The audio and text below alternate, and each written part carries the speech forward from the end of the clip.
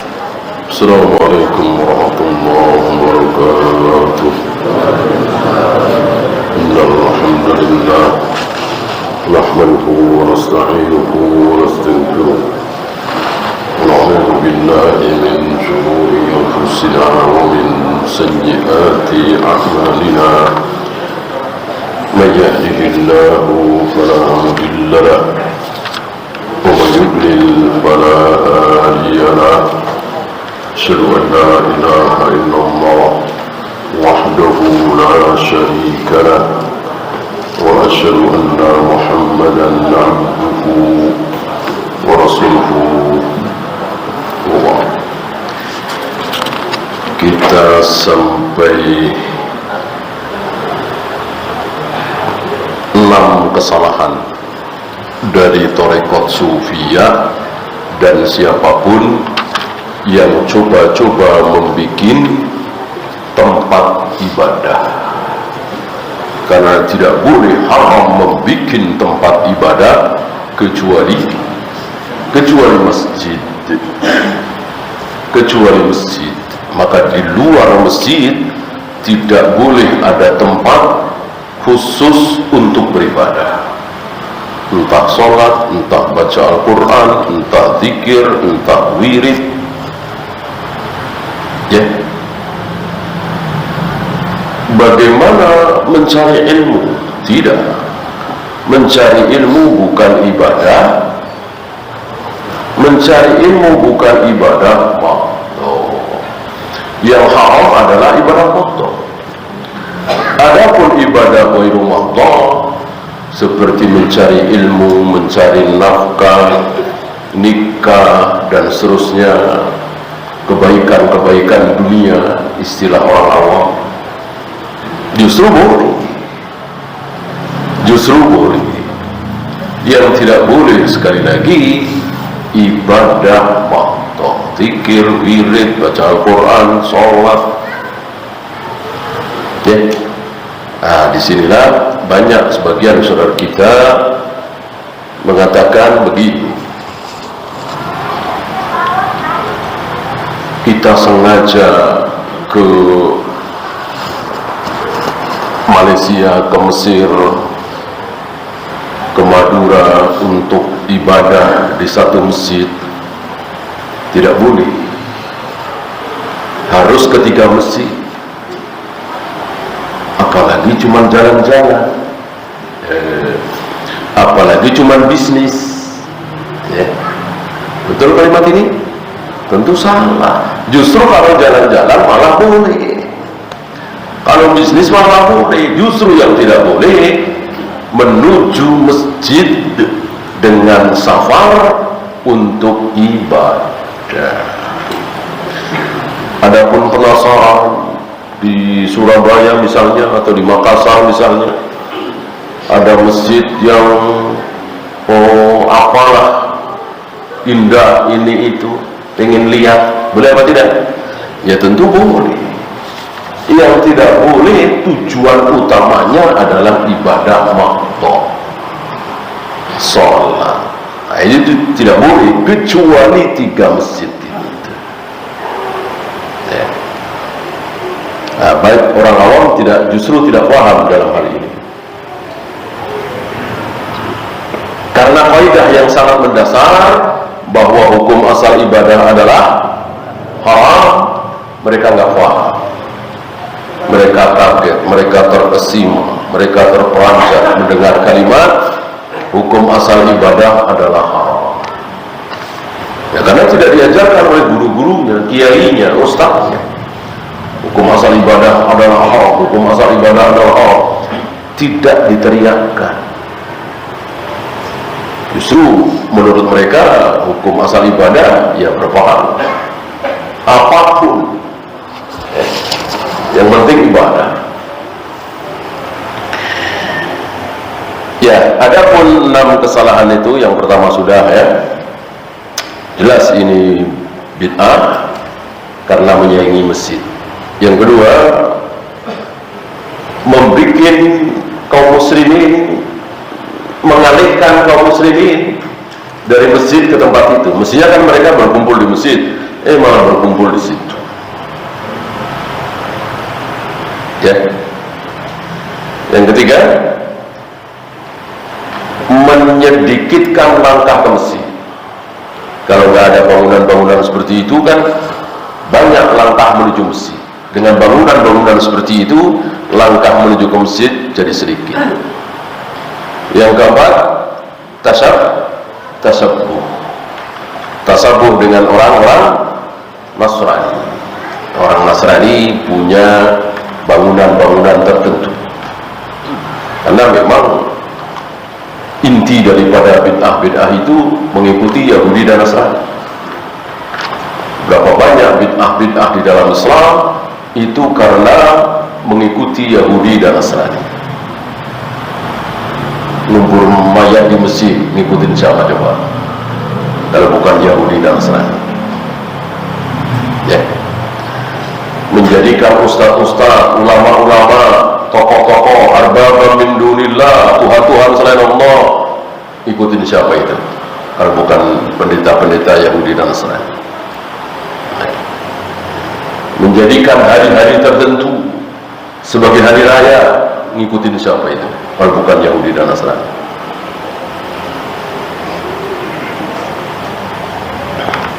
Riba, ikutin siapa coba? Justru yang banyak diikuti oleh kaum muslimin yang bukan salaf ya, adalah Yahudi dan Nasrani. Kemudian annahum ta'azzabu wa hum syabab, mereka tidak menikah, masih muda tapi tidak menikah, padahal mereka butuh dengan nikah. Mereka mempunyai anggapan yang keliru kalau menikah menghambat ibadah. Nanti dari sibuk cari nafkah, sibuk urusan rumah tangga, istri, anak-anak. Mirip-mirip sahabat yang ditegur oleh Nabi. 3 sahabat yang ditegur oleh Nabi. Ya, setelah sahabat saja salah. Alhamdulillah ada Nabi masih hidup, ditegur oleh Nabi sallallahu alaihi wasallam. Kalau Nabi tidak tegur, kalau Nabi tidak bersama mereka, mereka salah. Nah, tidak mungkin ada yang benar kalau tanpa wahyu. Wahyu itulah Nabi. Nabi utusan Allah. Maka apapun kesalahan yang ada di sekeliling beliau, sekitar beliau, di hadapan beliau, turun ayat meluruskan kesalahan tersebut lewat Nabi SAW. Kemudian yang terakhir, yang keenam, annahum ja'alu li anfusihim 'alaman yantiqu bi annahum zuhad. Mereka membuat tanda, padahal tanda ini haram dibikin. Jangankan dibikin ya, tidak dibikin saja, kita suruh menghilangkan tanda-tanda itu, tanda ketaatan, tanda kebaikan, bekas-bekas ketakwaan ya. Seperti contoh apa kemarin, Rasulullah setelah berdiri berjam-jam salat malam, beliau menyempatkan tidur agar tanda-tanda beliau telah berdiri berjam-jam itu hilang. Sunnah bagi kita menghilangkan tanda-tanda seperti itu.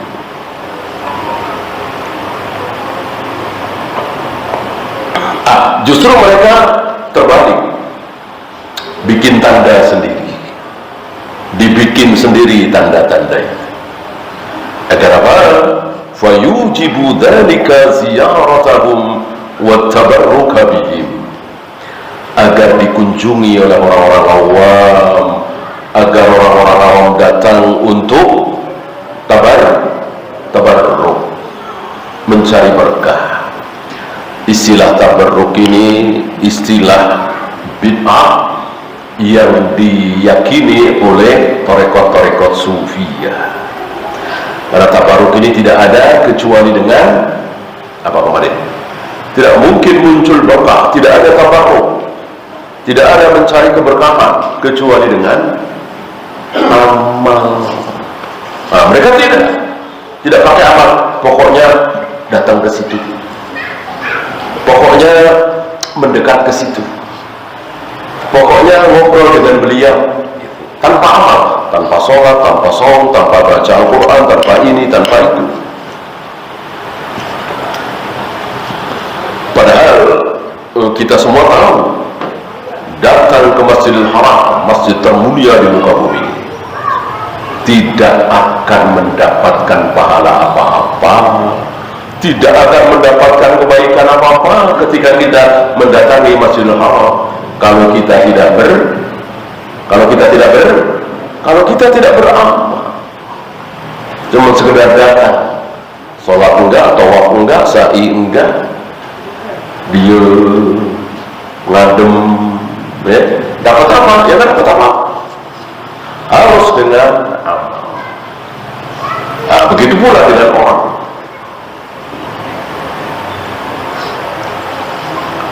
Buat apa kita dekat dengan Imam Syafi'i kalau kita tidak berbuat apa-apa? Sekedar tetanggaan dengan Imam Syafi'i, Imam Bukhari, Syekh Albani, yang nggak dapat apa? Harus dengan beramal. Ya, istrinya Nabi Lut kurang apa? Bersama Nabi, serumah dengan Nabi, sekamar bahkan. Tapi karena nggak ada amal, nggak dapat apa-apa, malah kekal di neraka. Hati-hati dengan istilah tabarruk. Tidak ada tabarruk, tidak ada keberkahan, tidak ada mencari berkah kecuali dengan amal. Nah, wa in kana qasduhum ghairu sahih, kalau niat mereka tidak sahih, yang tadi sahih, yang 1 sampai 6 itu niatnya sahih, bikin tempat tertentu untuk ibadah, mendekatkan diri kepada Allah supaya masuk surga, supaya selamat dari neraka, siksa kubur dan seterusnya, niatnya baik, niatnya sahih. Salah 6 kesalahan. Bagaimana kalau niatnya buruk? Fa innahum qad banaw dakakina lil kubati wa munafan lil batalati wa a'laman li izhariz zuhdi. Ya namanya juga niat buruk kan? Ada pamer, ada riya, mereka bikin ini, bikin ini, niatnya udah buruk.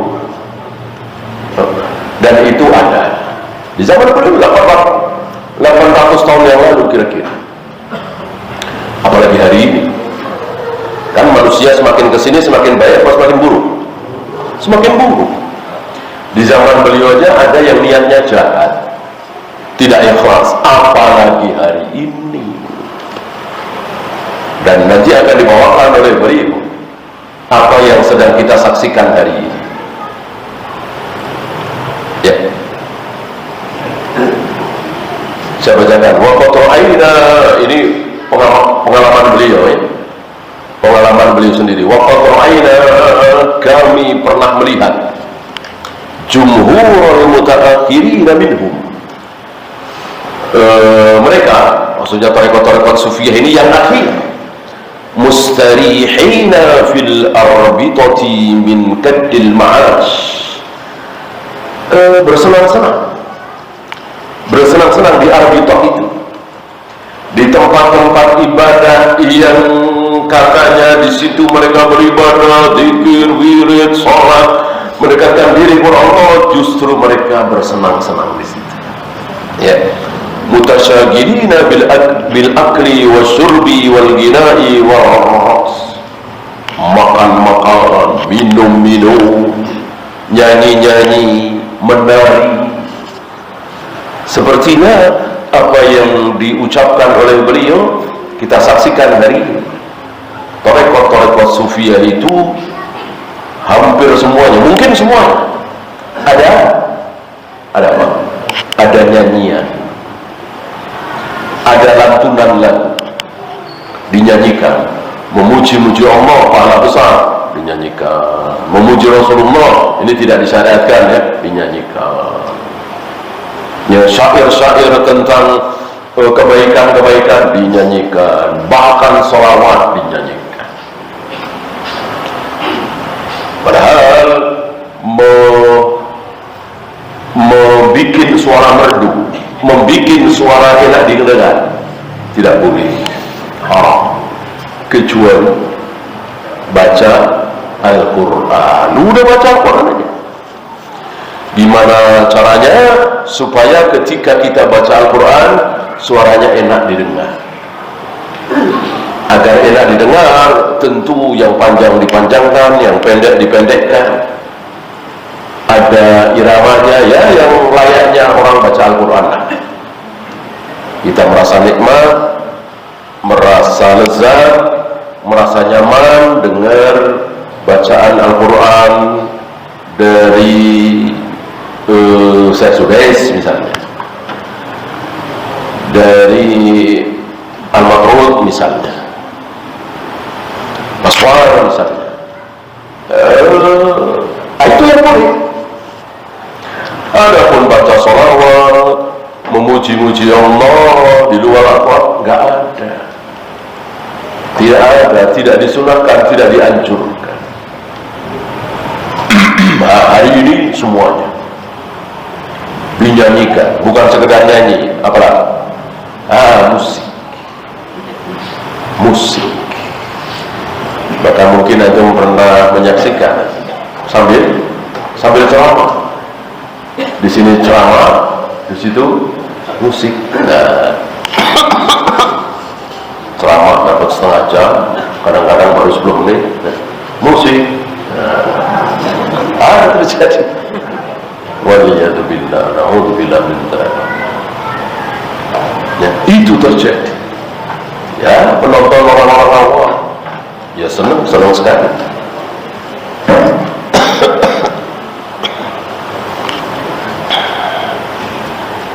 Yatlubuna dunya min kulli dhalimin.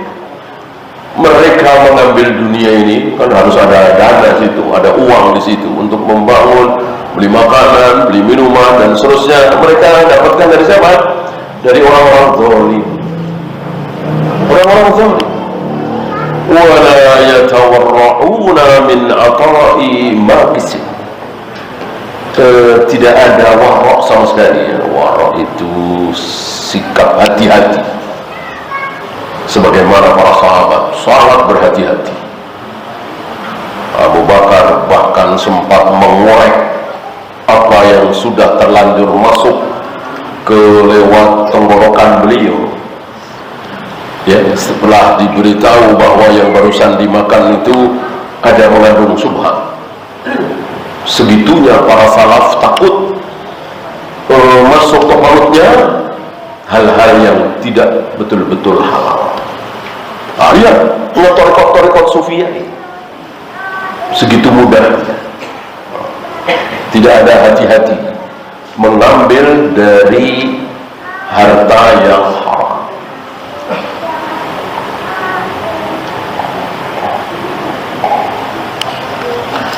Wa aktsaru arbitatihim qad balaha adh-dhalama. Banyak sekali orang-orang zalim, kalau kata kita sekarang ya, koruptor, artis, apalagi ya, yang mendapatkan uang dari jalan yang haram, yang subhat, itu membangun tempat ibadahnya. Istilah kita membangun pesantrennya, masjidnya, dibangunkan oleh orang-orang yang seperti ini. Ya. Wa waqafu 'alaiha al-amwal al-khabithah. Mereka mewakafkan untuk tarekat-tarekat sufiyah ini harta yang buruk, yang riba, yang maisir, yang bohong. Keburukan bertemu dengan keburukan.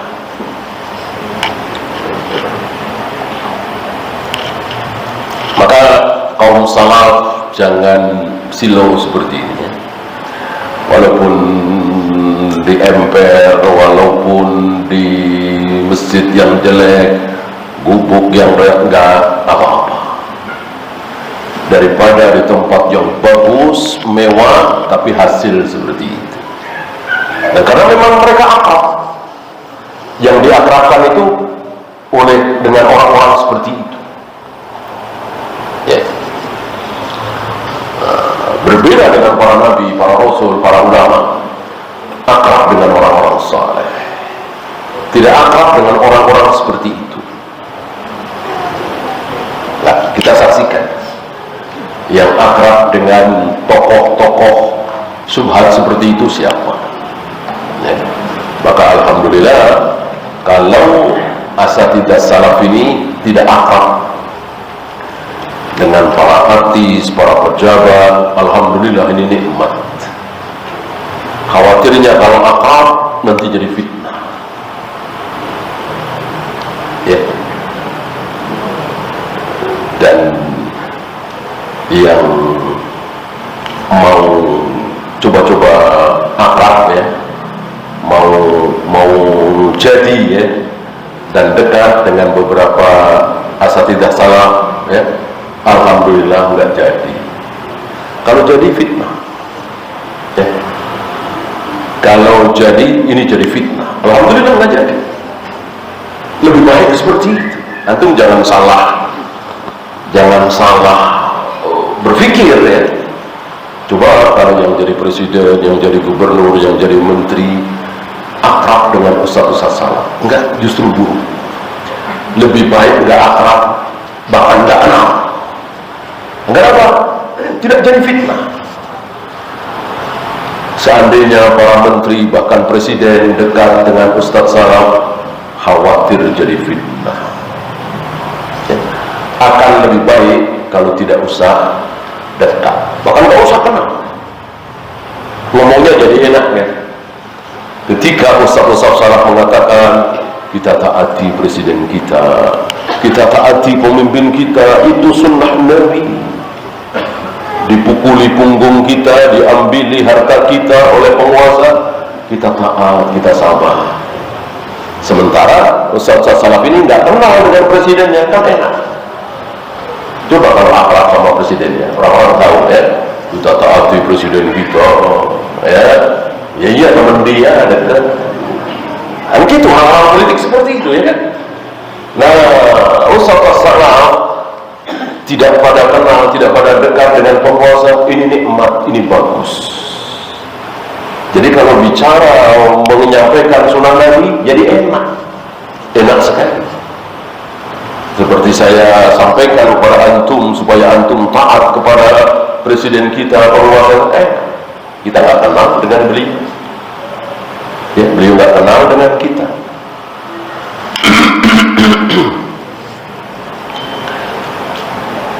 وَقَدْ لَبَّسَ عَلَيْهِمْ إِبْلِيسُ أَنَّمَا يَسِلُ إِلَيْكُمْ رِزْقُكُمْ. Tipuan iblis di sini nih. Jadi beliau selalu membongkar tipuan iblis itu. Sampai bab ini, sampai halaman di saya 228 ini, sudah berapa puluh tipuan iblis yang dibongkar oleh beliau. Ini nikmat. Kita mengetahui tipuan iblis. Berapa banyak saudara-saudara kita yang tidak faham kalau sedang ditipu oleh iblis. Banyak sekali. Maka mereka bangga, mereka merasa bertakwa, mereka merasa sedang berjuang, mereka merasa sedang takut kepada Allah, nggak tahunya sedang ditipu oleh iblis. Kenapa? Karena nggak tahu. Ya. Dan kalau kita ingatkan, kita sampaikan, Pak, Bapak sedang ditipu oleh iblis. Marah. Padahal Anda sedang ditipu oleh iblis. Marah. Ya namanya juga tipuan. Tentu halus, tidak terasa, tidak teraba. Namanya juga tipuan. Maka sebuah nikmat besar kalau kita sampai tahu, oh ini tipuan, ini kebohongan iblis.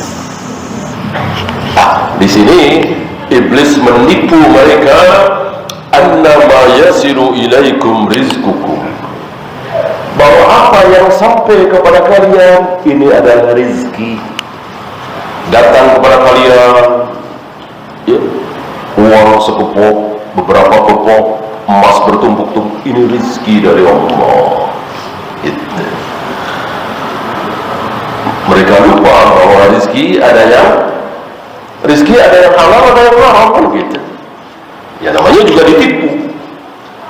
Seolah, ini rizki, ini kebaikan, ini berkah. Nah, saudara kita seperti merasa sedang disayang oleh Allah, merasa sedang dicintai oleh Allah, merasa sedang dekat dengan Allah, padahal sedang dekat dengan iblis. Nah, ini berbeda dengan para nabi, para rasul. Takut, khawatir, bentar-bentar memohon kepada Allah, merengek kepada Allah, tidak merasa baik, tidak merasa saleh.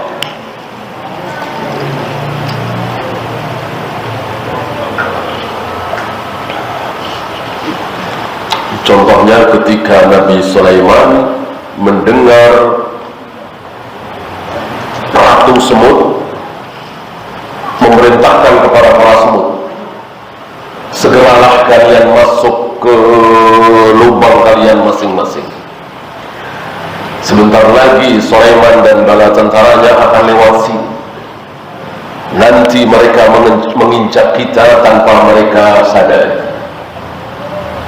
Nabi Sulaiman diberi ilmu oleh Allah, bisa mendengarkan suara semut, bahasa semut seperti itu. Langsung Nabi Sulaiman memohon kepada Allah supaya bisa bersyukur, bukan bangga, hebat, merasa sedang disanjung oleh Allah, merasa sedang dinaikkan derajatnya oleh Allah, justru semakin takut. Nah, ini tarekat-tarekat Sufiyah ini sebaliknya, mereka merasa sedang diberi anugerah oleh Allah. Fa'askitu an anfusikum kulfatal wara', maka sedikit rasa warok saja tidak ada, ya. Dan kata iblis, ini memang anugerah, kenapa mesti dihindari, justru untuk dinikmati. Itu tipuan iblis. Fa muhimmatuhum dawaranul maqma, maka yang penting bagi mereka itu ada perputaran, ada api, ada asap di dapurnya, gitu. Ada makanan yang dimasak untuk makan, wa ta'am, makanan-makanan yang tidak dimasak, wal ma'ul mubarrad, air yang dingin. Ini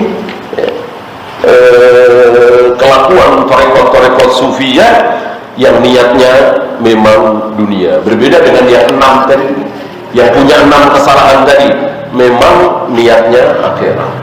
Yang ini niatnya dunia. Maka beliau mengatakan, fa aina ju'un bisharun wa aina wara'un syari'in wa aina jadul junaid.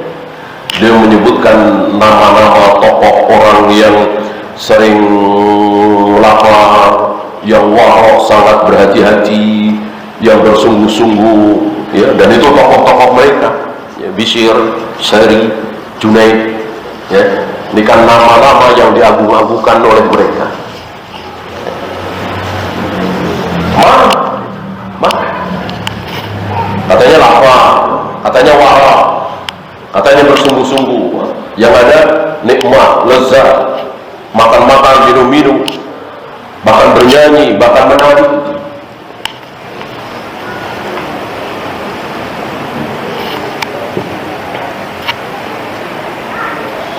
Wa haula'i aktsaru zamanihim yanqadi fit tafaqquhi bil hadits. Banyak dari mereka yang akhir-akhir itu tafakuhnya bukan qaf, ya, tapi kaf.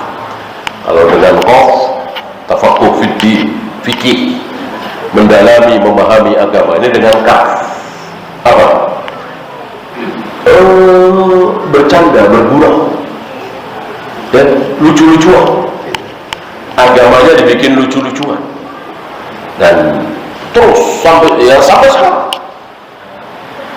Isi ceramah itu pidato ceramah agama, kalau nggak lucu, ya nggak seru, nggak laku.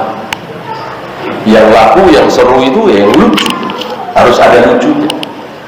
Rupanya sudah ada dari 800 tahun yang lalu, dan lucunya betul-betul dibikin-bikin. Bukan seperti lucunya Abu Hurairah, lucunya Syekh Utsaimin, tidak dibikin-bikin. Ya. Dan muncul begitu saja, mereka yang dibikin-bikin lucunya. Ya, karena memang untuk menyenangkan yang lain.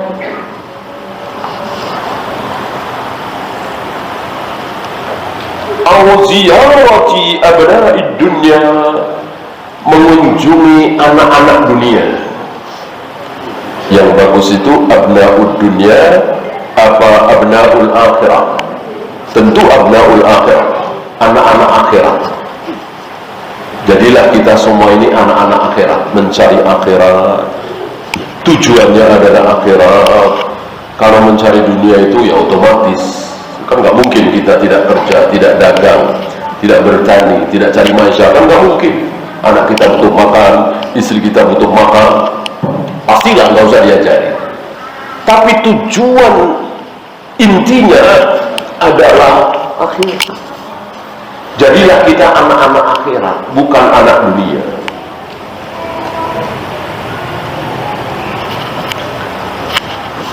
Maka walaupun akhirnya dagangnya nggak laris, walaupun bisnisnya tidak melejit misalnya, walaupun usahanya tidak begitu berhasil, ya nggak apa-apa.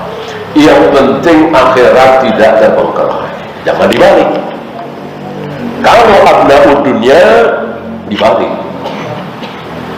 ya akhirnya ketinggalan sholat 5 waktu, nggak apa-apa. Yang penting bisnisnya sukses. Walaupun sekali-sekali meninggalkan puasa Ramadan, nggak apa-apa. Yang penting karirnya terus menanjak. Walaupun lepas jilbab, nggak apa-apa. Yang penting dapat uang banyak. Nah, ini abna'ud dunia. Jadi betul-betul anak-anak pencari dunia. Jangan seperti itu. Ya. Jadi lihat para sahabat yang tujuan akhirnya adalah, tujuan besarnya, cita-cita besarnya adalah akhirat, tetapi tetap bersemangat dalam beribadah, dalam mencari dunia. Seperti Abdurrahman bin Auf.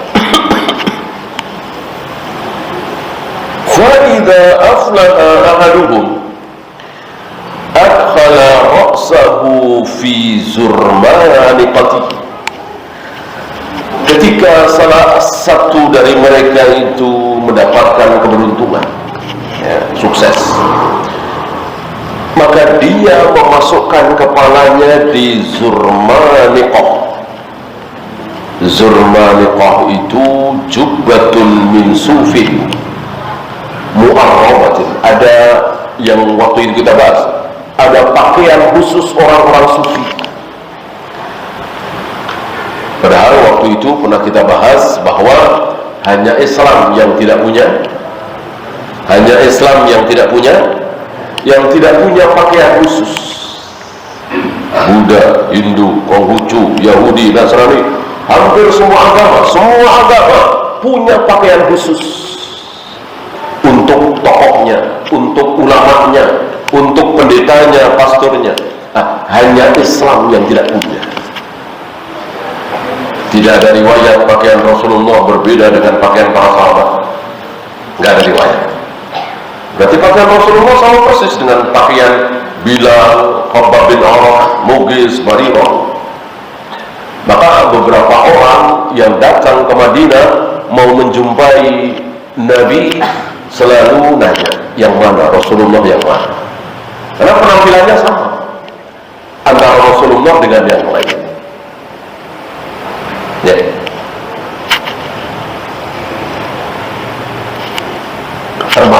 ketika Nabi menasihati seorang wanita yang sedang memeluk kubur anaknya yang baru saja meninggal, meratapi anaknya yang baru saja meninggal. Dinasihati oleh Nabi, oleh wanita ini. Nabi diusir, tidak tahu kalau itu Rasulullah. Ya, seandainya Nabi memiliki pakaian khusus, tentu akan tersebar dari mulut ke mulut, Rasulullah itu pakaiannya begini, begini, begini, sehingga semua orang tahu, walaupun belum pernah ketemu dengan Nabi, bahwa Rasulullah pakaiannya begini, begini. Ini enggak. Makanya si wanita ini tidak tahu kalau itu Rasulullah, maka diusir. Ya, dan Syekh Salim ketika membawakan hadis itu mengeluarkan fawaid tadi, bahwa tidak ada pakaian khusus yang dikenakan oleh Nabi. Oleh karena itu para ulama tidak boleh memakai pakaian khusus. Torekot sufia justru bikin pakaian khusus itu. Diistilahkan oleh mereka zurmaniqah, pakaian khusus sufi, dari bulu, ada tambalan di sana di sini gitu. Faghalabat alaihi sauda, muncul kehitaman. Ini karena mereka ini apa ya? Ya orang-orang sesat seperti itu. Akalnya semakin hilang. Orang semakin sesat, akalnya semakin hilang. Seolah punya akal tidak dipakai. Istilah kita seperti orang nggak punya otak gitu. Orang sesat itu sepertinya kan nggak punya otak, ya kan? Lilin dinyalai, udah nyala ditiup lagi. Kasarnya kan nggak punya otak, iya kan? Udah nyala ditiup lagi, ya?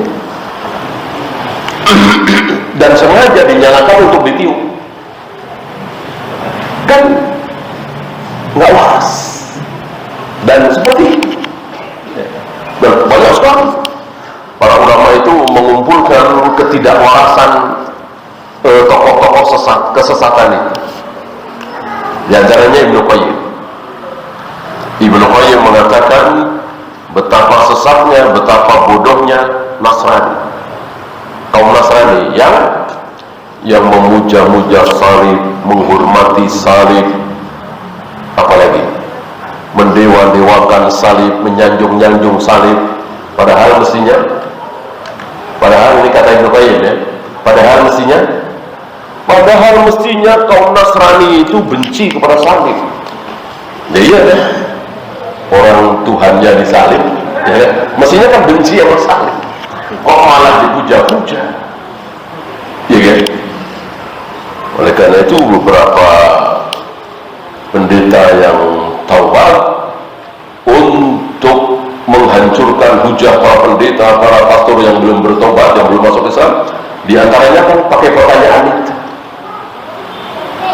ya, dan mereka nggak ada yang bisa jawab kecuali ya ngeles ke sana kemari, ya. Jadi sebelum Yesus disalib itu bagaimana? Tidak ada pengampunan dosa gitu. Ya pokoknya antum tahu lah ya, bagaimana pusingnya para pendeta, para pastor itu menjawab pertanyaan-pertanyaan sederhana. Kan sangat sederhana sekali.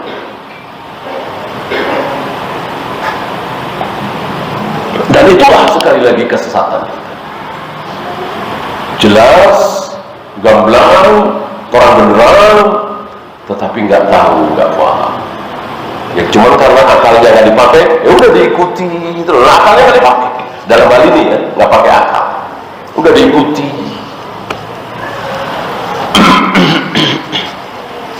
Seandainya mereka mengatakan ini gunanya apa, seperti ini manfaatnya apa, hal-hal seperti ini banyak sekali.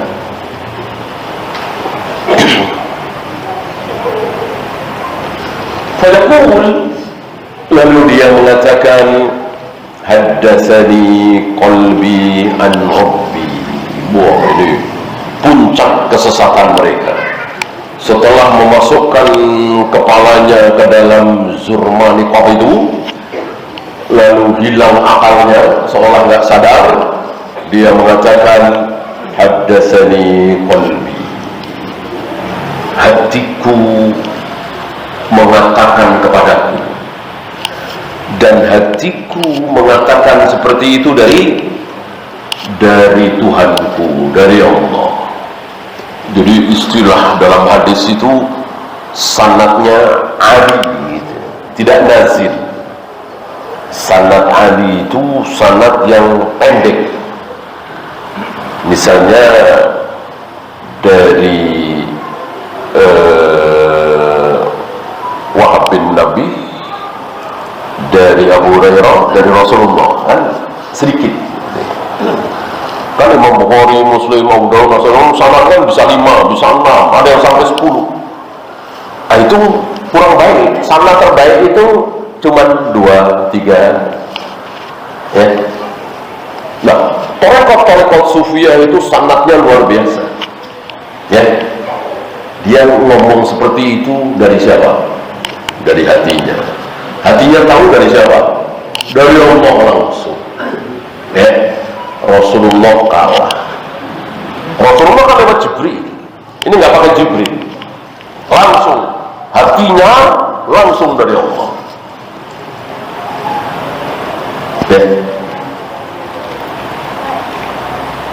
Jelas ini kufur sekufur-kufurnya, dan dia mengalahkan Rasulullah alaihi salatu wassalam.